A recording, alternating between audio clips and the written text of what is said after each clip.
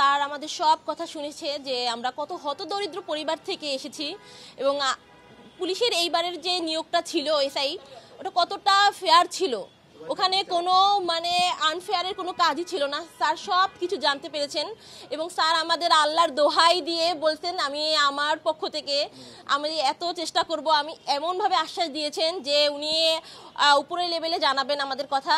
Sir যেহেতু এত এমনভাবে আশ্বস্ত করেছেন, সত্যি আমরা প্লিজড অনেক।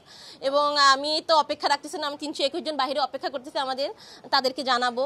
আজকেই স্যার আমাদের কথাগুলো সব কিছু শুনেছে একদম ডিটেইলি এবং উনি চেষ্টা করবেন যে পাসিং আউট প্যারেডের আগেই কিছু একটা করতে। আমাদের পাসিং আউটের প্যারেড হচ্ছে একদম সম্ভাব্য একটা ডেট দিয়েছিল 9 জানুয়ারি।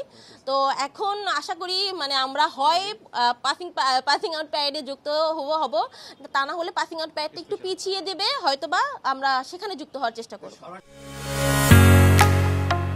ঢালাইয়ের সেরা প্রিমিয়ার সিমেন্ট।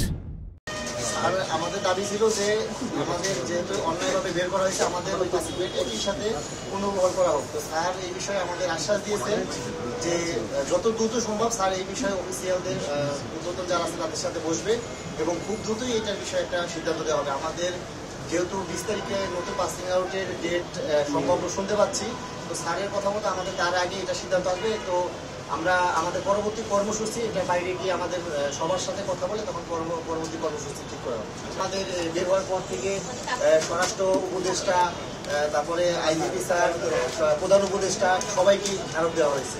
তো আমরা এতদিন যেহেতু একটা ডিসিপ্লিন ফোর্সের লোক, আমরা এতদিন সুশৃঙ্খলভাবে বিভিন্নভাবে এইভাবে অপেক্ষা করছি।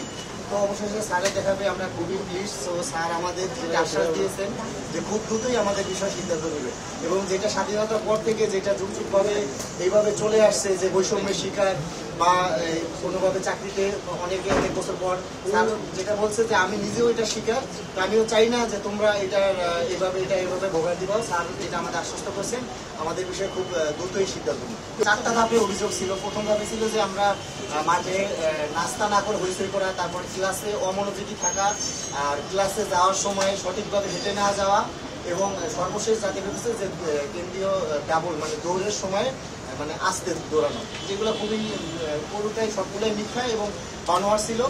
তো স্যার আমাদের আশ্বস্ত করছে আমাদের বিষয়ে যেটা হয়েছে অন্যায় হয়েছে এবং এই বিষয়ে স্যার খুবই সবার সাথে আলোচনা করে খুব দ্রুতই সিদ্ধান্ত নেওয়ার চেষ্টা করবে। আমাদের আসলে এখানে অবশ্যই হয়তো কোনো ভুল বোঝাবুঝি আছে, তাদেরকে কোনো ভুল ইনফরমেশন দেওয়া হয়েছে। আমরা কারো শাস্তির দাবি করছি না, আমরা আমাদের পুনর্বহাল চাই, এটাই আমাদের কথা। আমাদের পুনর্বহাল